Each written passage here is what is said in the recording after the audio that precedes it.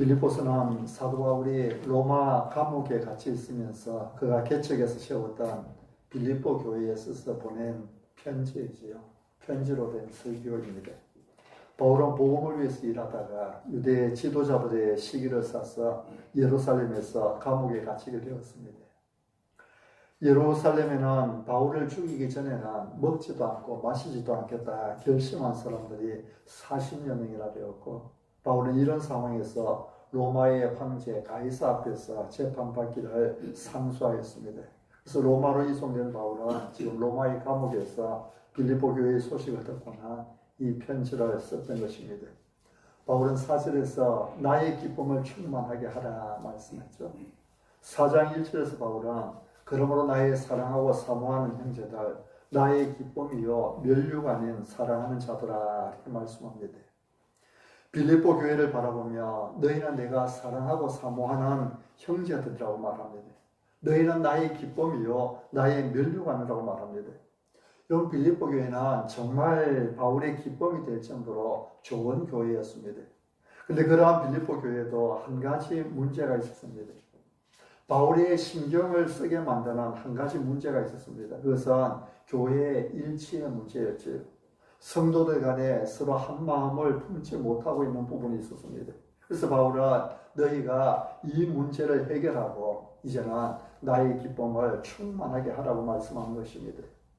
여러분, 하나님은 교회가 하나 되기를 원하십니다.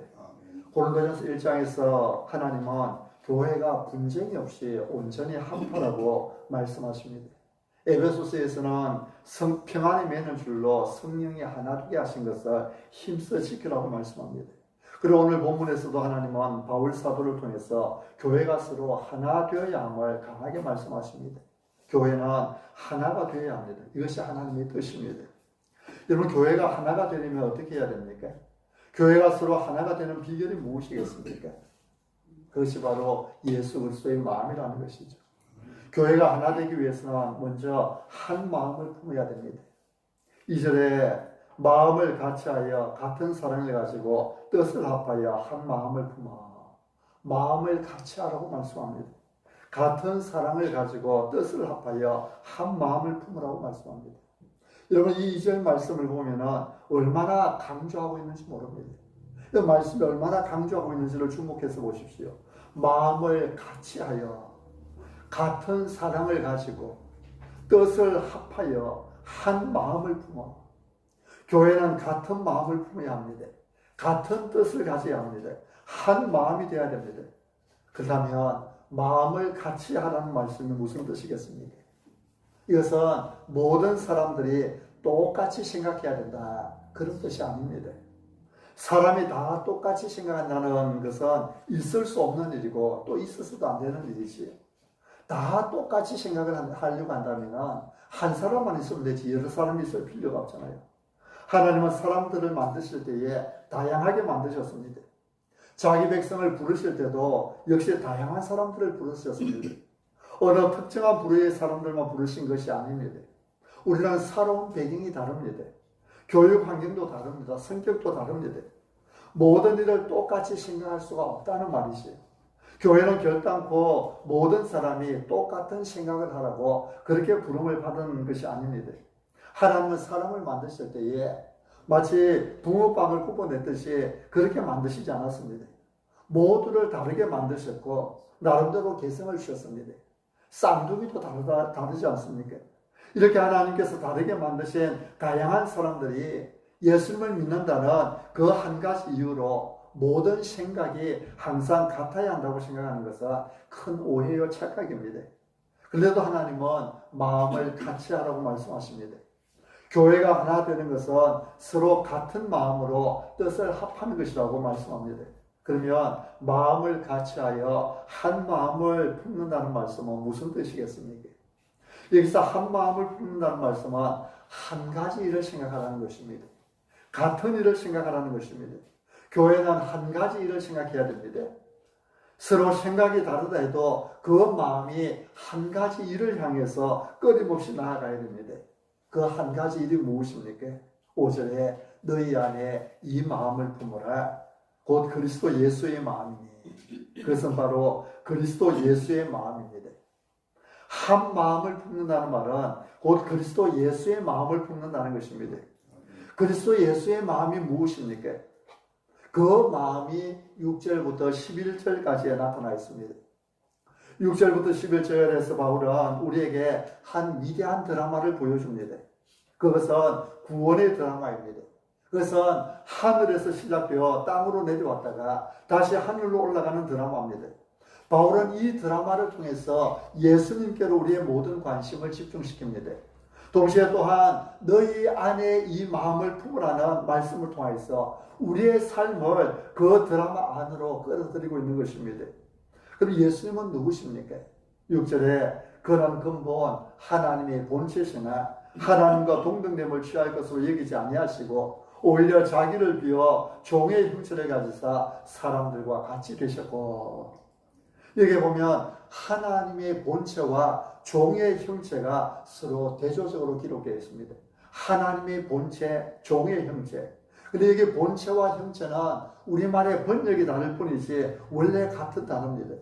그래서 제가 가진 성경에는 그 답주가 달려 있는데요. 본체에 4번 해놔놓고 밑에 4번에 보면 또는 형체 그렇게 놨습니다. 하나님의 본체, 하나님의 형체, 종의 형체, 그 형체가 같은 단어로 쓰였다는 것이지. 이 단어는 신분이나 지위를 뜻하는 단어입니다. 예수님은 하나님의 형체, 하나님의 신분, 하나님의 지위를 갖고 계시다는 것입니다. 그런데 그분이 종의 신분, 종의 지위를 떠맡으셨습니다. 그런 근본 하나님의 본체시나 하나님과 동등됨을 취할 것으로 여기지 아니하시고 오히려 자기를 비워 종의 형체를 가져 사람들과 같이 되셨고, 예수님은 하나님과 동등됨이라고 하는 신분을 어떤 희생을 치르더라도 내가 붙잡고 놓지 않아야 하는 그런 것으로 생각하지 않았습니다. 그 대신에 예수님은 어떻게 하셨습니까? 자기를 비워 종의 형체를 가져 사람들과 같이 되셨고, 예수님은 자기를 비우셨습니다. 하나님과 동등됨을 붙잡으려고 거기에 매달린 것이 아니라 오히려 자기를 비웠습니다. 자기를 비웠다는 말은 자기를 아무것도 아닌 것으로 여겼다는 말씀입니다. 영어 성경에 NIV에는 nothing으로 만들었다 이렇게 말씀을 하고 있습니다. nothing. 나는 아무것도 아니라는 것이죠. 나는 아무 의미가 없다는 것입니다. 예수님은 자기를 아무것도 아닌 것으로 여기고 자기를 비웠습니다. 어떻게 자기를 비우셨습니까? 종의 형체를 가지심으로 그렇게 하셨습니다. 어떻게 종의 형체를 가지셨습니까? 사람들과 같이 태어나심으로. 하나님이신 예수님께서 사람이 되셔서 육신을 입고 이 땅에 태어나심으로 그렇게 하셨습니다. 예수님은 사람들과 같이 되셨고 사람의 모양으로 나타나셨습니다. 예수님은 하나님과 동등한 위엄과 영광을 버리고 종이라고 하는 비천한 노예 상태를 취하셨습니다. 사람의 모양으로 나타나셨습니다. 자기를 낮추시고 죽기까지 복종하셨습니다. 사랑하는 성도 여러분, 이것이 바로 그리스도 예수의 마음입니다. 죽어있는 영혼을 구원하기 위해서 자기를 낮추시고 죽기까지 복종하신 것입니다. 죽은 영혼을 살리기 위해서 근본 하나님의 본체시나 하나님과 동등됨을 취할 것으로 여기지 아니하시고 오히려 자기를 비워 종의 형체를 가지셨습니다. 하나님은 이러한 예수님을 높여주셨지요. 자기를 비워 종의 형체를 가지고 십자가에 죽으신 예수님을 그대로 내버려 두지 않으셨습니다. 9절에 보면 이름으로 이렇게 말씀합니다. 이름으로. 예수님께서 영혼 구원을 위하여 이렇게 낮아졌을 때에 이제 하나님께서 그를 위하여 일하시기 시작합니다. 이름으로 하나님이 그를 지극히 높여 모든 이름 위에 뛰어난 이름을 주사 하늘에 있는 자들과 땅에 있는 자들과 땅 아래에 있는 자들로 모든 무릎을 예수의 이름에 꿇게 하시고, 하나님 우리의 구원을 위하여 이 땅에 오신 예수님을 지극히 높여주셨습니다. 이제 모든 무릎을 예수님 이름 앞에 꿇게 하십니다. 여러분, 이것이 하나님의 목표입니다. 하나님은 하늘에 있는 자들과 땅에 있는 자들과 땅 아래에 있는 자들로 모든 무릎을 예수님의 이름에 꿇게 하시기를 원하십니다. 하나님의 목표는 모든 무릎이 예수님의 이름 앞에 꿇는 것입니다. 예수님을 믿고 구원받은 사람들이나 예수님을 믿지 않는 사람들이나 마지막 때에는 예수님 앞에 무릎 꿇고 예수님의 심판을 받을 그날이라는 것입니다. 하나님 이것을 또한 우리의 목표로 주셨습니다. 우리의 목표는 모든 무릎을 예수님의 이름에 꿇게 하는 것입니다. 이제 우리가 생각해야 할 한 가지 일은 분명해졌습니다. 한 마음을 품는다는 말씀은 한 가지 일을 생각한다는 의미입니다. 우리가 생각해야 될 한 가지 일, 그것은 바로 모든 무릎으로 예수님의 이름 앞에 꿇게 하는 것입니다. 우리는 서로 생각하는 것이 다를 수 있습니다. 말하는 방식이 다를 수도 있습니다. 그러나 한 가지 일에 있어서 우리는 마음을 같이 해야 됩니다. 같은 사랑으로 뜻을 합하여야 합니다. 바로 예수님 이름의 앞에 모든 무릎을 꿇게 하는 것이지요. 예수님 다시 오시기 전에 예수님 이름 앞에 무릎 꿇는다는 것은 무슨 말이겠습니까? 예수님을 나의 주님으로 모셔버리고 예수님을 나의 구세주로 믿고 그 믿음에 나아가는 것이지요. 우리가 이 땅에서 할 수 있는 일은 복음을 전하여서 예수 그리스도, 우리를 구원하기 위해서 이 땅에 오신 예수 그리스도를 전파하는 것입니다. 이것이 우리가 한 마음을 품어야 되는 내용인 것이죠. 여러분, 중요하지 않는 일들에 목숨 걸려고 하지 마십시오. 아주 오래전에 어떤 책에서 이런 일화를 읽은 적이 있습니다. 어떤 교회에서 체육대회를 하는데 김밥을 준비하느냐 아니면 따뜻한 국물과 함께 비빔밥을 준비하느냐, 이 문제로 인하여서 교회가 크게 시험에 들게 되었다고 하는 그런 글입니다. 서로 한 마음 되기 위해서 한 마음 체육대회를 하는데, 그러나 점심 준비하는 것 때문에 오히려 한 마음이 아니라 교회가 쪼개지게 되는 것이지. 또 어떤 교회는 교회에 카페트를 까는데 어떤 색으로 할 것인가를 의논하는데, 한쪽에서는 주님의 보혈을 상징하는 붉은색 카페트를 깔아야 된다. 또 한쪽에서는 아니다, 지속적인 성장을 상징하는 녹색으로 카페트를 깔아야 된다. 서로 붉은색 카페트, 녹색 카페트, 이것 가지고 결정하지 못하고 싸우다가 마음이 나누어지게 되고 나중에 이 문제로 교회가 쪼개지게 되었다고 하는 그런 글을 읽은 적이 있습니다. 이런 김밥이냐 비빔밥이냐, 그 시험에 들 정도로 중요한 문제는 아니지 않습니까? 교회에 까는 카페트가 붉은색이면 어떻고 녹색이면 어떻습니까? 그것 때문에 교회가 나누어진다면, 교회가 쪼개진다면 차라리 깔지 않는 것이 좋지요. 우리는 이런 사소한 일들의 생명을 걸어서는 안 됩니다. 우리가 생명 걸 일은 따로 있습니다. 바로 죽어가는 영혼을 살리는 일이지요. 모든 무릎을 예수님 이름 앞에 꿇게 하는 것입니다. 이것을 위해서 목숨 걸어야 하는 것입니다. 교회가 이 목표를 향해서 바르게 나아갈 때 교회는 하나 된 아름다운 모습을 보일 수 있게 될 것입니다. 교회가 하나 되기 위해서 우리가 품어야 될 마음은 두 번째로 무슨 일을 하든지 겸손한 마음으로 해야 한다는 것입니다. 3절 말씀입니다. 우리 3절은 같이 한번 더 읽어볼까요? 같이 시작. 아무 일이든지 다툼이나 허영으로 하지 말고 오직 겸손한 마음으로 각각 자기보다 남을 낮게 여기고. 교회가 하나 되기 위해서는 무슨 일을 하든지 오직 겸손한 마음으로 하는 것입니다. 겸손한 마음으로 한다는 말이 무슨 뜻입니까? 먼저는 다툼이나 허영으로 하지 않는다는 말입니다. 이 땅에 불화가 있는 이유는 다툼이나 허영으로 일하기 때문입니다. 지난주에 다툼과 허영에 대해서 잠깐 말씀을 드렸었죠. 사람은 모두가 자기 중심성이 있습니다.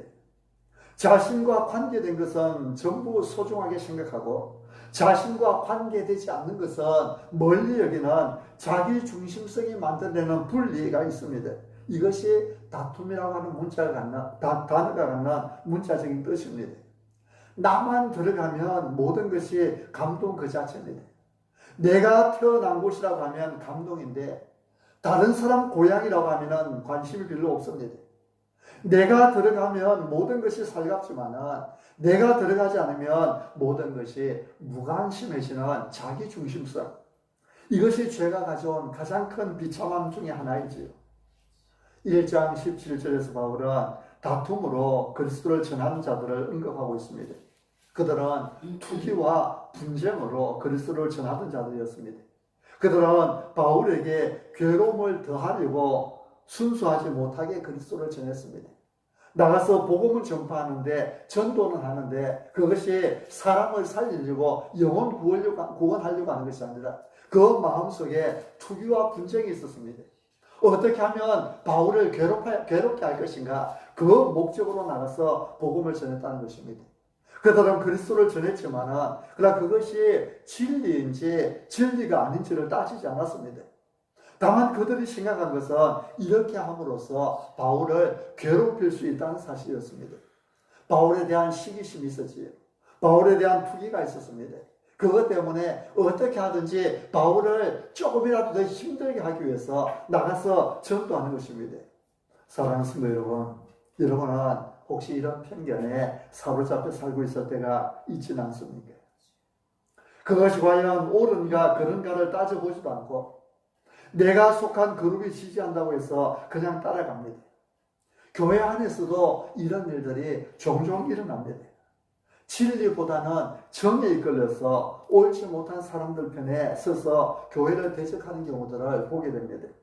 하나님 우리에게 아무 일이든지 다툼으로 하지 말라고 말씀합니다. 내가 속한 편이라고 해서 무조건 따르는 것이 아니라 하나님의 뜻이 어디에 있는가요? 하나님의 목적이 어디에 있는가요? 그리고 하나님께서 이 땅에 세우신 교회의 목적이 무엇인가를 늘 기억하며 겸손한 마음으로 주어진 일들을 감당해 나가야 한다는 것입니다. 그래서 우리가 교회에서 어떤 일들을 할 때에 교회 안에서 일을 하다 보면 서로 부딪힐 수 있는데 그때에 과연 하나님의 뜻이 어디에 있는가 그것을 생각할 줄 알아야 된다는 것입니다. 지난 수요일에 원숭이 이야기를 했지요. 주인은 내가 편안하게 낮잠 자기 위해서 원숭이에게 내 얼굴에 앉는 파리를 쫓아달라고 했습니다. 그런데 그 원숭이는 주인의 뜻은 몰랐죠. 주인의 의도는 몰랐습니다. 그냥 원숭이 쫓는, 파리 쫓는 일이 그의 사명인 줄 알았습니다. 그래서 열심히 파리를 쫓다가 그래도 계속해서 와서 앉으니까 주먹을 날리든지 돌멩이를 들고 와서 찍어버린 것입니다. 주인의 의도를 너무 몰랐던 것이죠. 이 원숭이가 주인의 의도를 파악했으면 그렇게 하지 않을 것입니다. 우리가 교회를 섬겨나갈 때에 우리의 주인 되시는 예수님의 의도가 무엇인지 하나님의 마음이 무엇인지를 늘 생각해야 된다는 것입니다. 허영이라는 말은 헛된 영광을 뜻합니다. 우리는 하나님의 영광을 구해야 됩니다. 무슨 일을 하든지 거기서 하나님의 영광이 아닌 다른 영광을 구해서는 안 됩니다. 우리는 은근히 자기 과시욕에 사로잡힐 때가 많이 있습니다. 그것이 사람의 본능이지. 은근히 자기를 드러내고 싶어 합니다. 이론적으로는 하나님의 영광이라고 하지만 은근히 자기를 드러내려 하고 자기의 영광을 나타내고 싶어 그런 유혹을 받을 때가 많이 있습니다. 그래서 누가 나를 좀 알아주지 않나 하고 항상 생각합니다. 성경은 아무 일이든지 다툼이나 허용을 하지 말라고 말씀합니다. 참된 영광, 유일한 영광은 하나님께로 돌아가야 된다는 것이죠. 그래서 다툼이나 허용이 아니라 대신에 성경이 우리에게 말씀하는 것은 오직 겸손한 마음으로 하라는 것입니다. 그럼 우리는 어떻게 겸손한 마음으로 행할 수 있습니까? 어떻게 다툼과 허영의 유혹을 물리치고 겸손한 마음으로 주님을 섬길 수 있겠습니까? 3절 하반절에 각각 자기보다 남을 낮게 여기고 이렇게 말씀합니다. 우리 이 부분은 한번 따라해 봅시다. 자기보다 남을 낮게 여기고 우리가 항상 품어야 될 마음입니다. 여러분 아무 일을 하든지 우리에게 정말 필요한 마음은 바로 이와 같은 마음입니다. 자기보다 남을 낮게 여기는 마음. 남을 낮게 여기는 것이 아니라 나보다 더 낫다. 나보다 더 훌륭하다. 나보다 더 뛰어나다. 여러분 세상의 모든 사람이 이 한 절 말씀을 마음에 새긴다면 세상이 얼마나 달라지겠습니까? 이 한 절 말씀을 세상 사람들이 마음에 새기고 산다면 세상이 정말 따뜻해질 것입니다. 정말 살기 좋은 세상이 될 것입니다. 오직 겸손한 마음으로 각각 자기보다 남을 낮게 여기고 내가 다른 사람들을 대할 때에 나보다 더 중요한 사람으로 나보다 더 훌륭한 사람으로 대우하면 우리 가정이 달라질 것입니다. 우리 교회가 달라질 것입니다. 세상이 달라질 것입니다. 여러분 사람들의 상처가 어디서 옵니까? 상처받는 경우들이 많이 있지만은요. 그 중에 많은 경우, 중요한 경우 하나는 뭐냐면 무시당한다는 느낌입니다. 무시당한다고 느낄 때 상처가 생깁니다. 사람들이 무시당한다 생각될 때에 마음이 찢어지게 되는 것이 있어요. 서로 무시하고 또 무시당하는 주된 이유가 무엇입니까? 바로 다른 사람을 나보다 낮게 여기기 때문이죠. 다른 사람을 나보다 낮게 여기는 것이 아니라 나보다 낮게 여기기 때문에, 나보다 못하다 생각하기 때문입니다. 다른 사람을 나보다 낫다고 생각하면 문제될 것이 없습니다. 나보다 더 나은 사람을 존경하고 좋게 여기는 것은 당연합니다. 만약 여러분의 집에 대통령이나 아니면 저명 인사가 방문할 것이라는 소식을 들으면 여러분 아마도 가장 멋진 주인이 되어 있을 것입니다. 여러분이 그 사람을 어떻게 대해야 할지는 묻지 않아도 다 알 수 있습니다. 기다렸다가 차문을 열어줄 것이고, 그가 하는 작은 말에도 소홀히 하지 않고 진지하게 들어줄 것입니다. 좀 재미없는 이야기를 해도 즐겁게 웃어주지 않겠습니까? 지난 화요일 밤에 30년 만에 모교 졸업 기념으로 신대원을 방문해서, 그 당시 지금은 다 은퇴하시고 백발이 성성한 노 교수님들이 되셨는데요. 그 은퇴하신 교수님들 모시고 같이 식사를 하고 사은의 밤을 가졌는데요. 이 교수님들 잠깐 소감을 2분 내에 해달라 요청을 해가지고 이야기를 하는데, 별 이야기 아닌데 목사님들이 막 하하 웃고 까르르 웃고 해요. 역시 목사님들 수준이 다르더라 싶더라고요. 교수님들 앞에 세워놔놓고 그분들 하는 이야기, 그냥 이야기하면 분위기가 딱딱해질 수 있는데, 그냥 별 이야기 없이 지나가는데도 그냥 막 다 웃으면서 그렇게 하니까 분위기도 훈훈해지고요. 아마 VIP가 우리 집에 온다면 그 좀 재미없는 이야기를 해도 즐겁게 웃어주지 않겠습니까?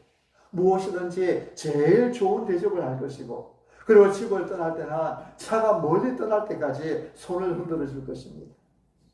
여러분, 이처럼 VIP만을 대하는 일이라면 전혀 문제될 것이 없습니다. 근데 성경은 아무 일이든지 이렇게 VIP를 대하듯이 하라고 말씀합니다. 누구를 만나든지 주님께 하듯이 하라고 말씀합니다. 아무 일이든지 나보다 남을 낮게 여기라고 말씀합니다. 우리는 근본적으로 다툼과 허영으로 일하려는 경향이 있습니다. 우리 자신보다 다른 사람을 더 낮게 대우할 수 없는 성향이 우리에게는 다 있습니다. 그래서 자기 자신을 제일 우선순위로 생각을 합니다. 내가 세상에서 제일이지. 이게 사람이 누구나 갖나 자존심 아닙니까? 우리 그리스도인들은 자존심은 내려놓으라고 이야기하죠. 대신에 자존감은 가져야 됩니다.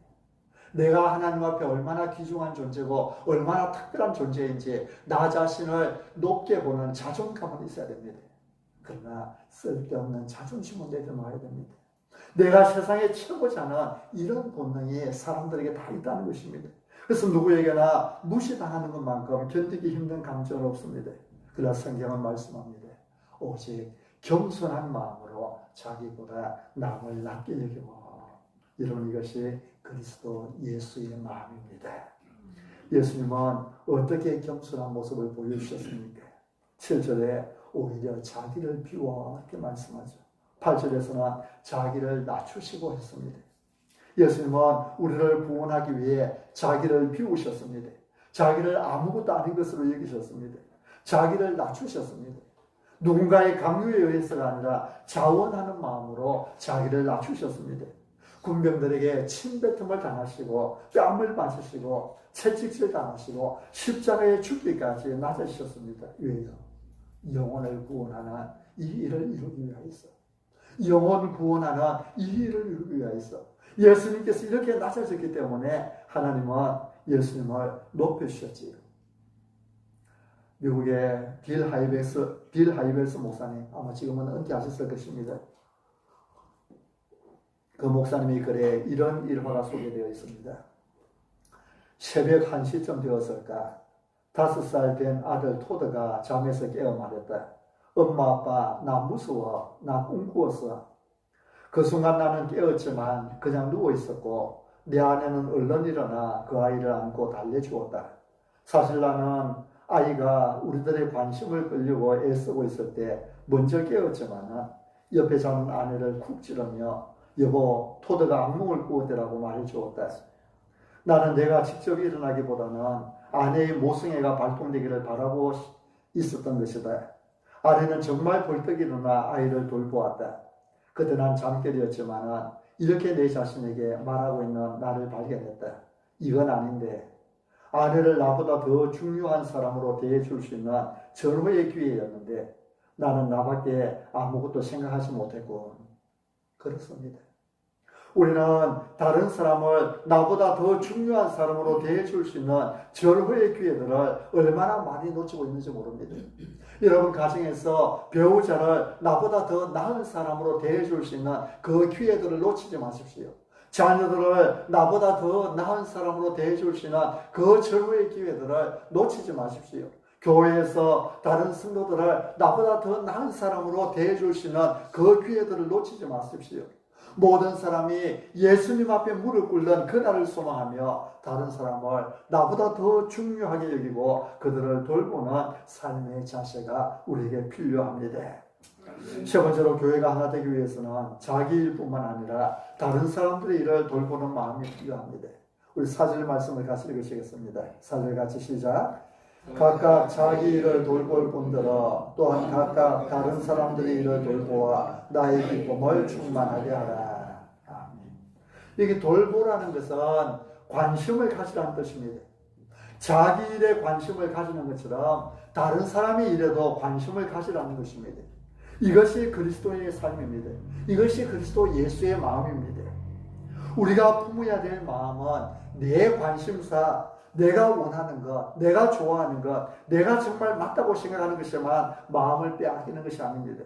남이 관심을 가지는 것, 남이 원하는 것, 남이 맞다고 하는 것에도 내 마음을 기울여서 함께 생각할 줄 아는 것, 이것이 진짜 예수님의 마음인 것이지요. 그래서 영어 성경에는 이 부분을 NIV 성경에서 다른 사람의 인터레스트, 다른 사람의 흥미에 내 마음을 두라 이렇게 말씀을 하고 있습니다. 다른 사람이 관심을 가지고 있는 것, 거기에 내 마음을 두라는 것입니다. 각각 자기 일을 돌볼 뿐더러 또한 각각 다른 사람들의 일을 돌보라는 말씀의 원래 뜻은 바로 이렇게 다른 사람이 일에도 관심을 가지라는 것입니다. 내가 좋아하는 것만 좋아하는 것이 아니라 다른 사람이 일에 좋아하는 것도 내가 생각해 볼 줄 알고 배려해 줄 줄 알고 돌보아 줄 줄 알고 이것이 그리스도 예수의 마음이라는 것이죠. 여러분 에바브로디도를 보십시오. 2장 26절 이하에 보면은 26절에 보면은 에바브로를 소개할 때 그렇게 소개하면 25절 이하에 에바브로디도가 나오는데요. 26절에 보면 그가 너희 무리를 간절히 사모하고 자기가 병든 것을 너희가 들은 줄 알고 심히 근심한지라. 에바브로가 심히 근심했다 말씀하는데요. 자기가 병든 것을 너희가 들은 줄 알고 에바브로디도는 자신이 아프다는 그 사실을 빌립보 교회의 교인이 들었다는 그 사실을 알고는 괴로워하는 사람이었습니다. 왜 그렇습니까? 그런 빌립보 교인들을 위해서 걱정했습니다. 그들이 자신이 아픈 것을 알고는 걱정할 것이라는 그 사실을 알고 있었기 때문입니다. 그런 자기 아픈 것 때문에 빌립보 교회 성도들이 아파할 것을 생각할 때에 마음에 짐이 되었던 것이죠. 자기 아픈 것만 생각한 것이 아니라 자기 아픈 것 때문에 상대방이 걱정할 것까지도 생각했던 것입니다. 이것이 그리스도인이고 이것이 예수님의 마음이라는 것입니다. 바울은 빌립보 교회를 향하여서 나의 기쁨을 충만하게 하라고 부탁을 했습니다. 바울은 빌립보 교회가 하나 되기를 원했습니다. 이를 위해서 바울은 너희 안에 이 마음을 품어라. 곧 그리스도 예수의 마음이니 이렇게 말씀합니다. 그리스도 예수의 마음을 품을 때 교회는 하나가 될 수 있다는 말씀입니다. 여러분 교회가 품어야 될 마음이 무엇입니까? 그것은 교회의 목표를 향하여 전진하는 마음입니다. 모든 무릎이 그리스도 예수의 이름 앞에 꿇는 그날을 바라보며 달려가는 것이죠. 모든 사람들이 예수님을 믿고 구원받는 그날을 바라보며 달려가는 일입니다. 그리스도 예수의 마음은 자기보다 남을 낫게 여기는 마음입니다. 그리스도 예수의 마음은 다른 사람들의 관심을 돌아보는 마음입니다. 그리스도 예수의 마음은 자기를 비워 십자가에 죽기까지 하시면서 영혼을 구원하시는 사랑의 마음입니다. 그리스도 예수의 마음을 품은 자로서 모든 무릎이 예수님의 이름 앞에 꿇을 그날을 향해서 날마다 전진해 나가는 우리 모두가 되실 수 있기를 바랍니다. 아멘.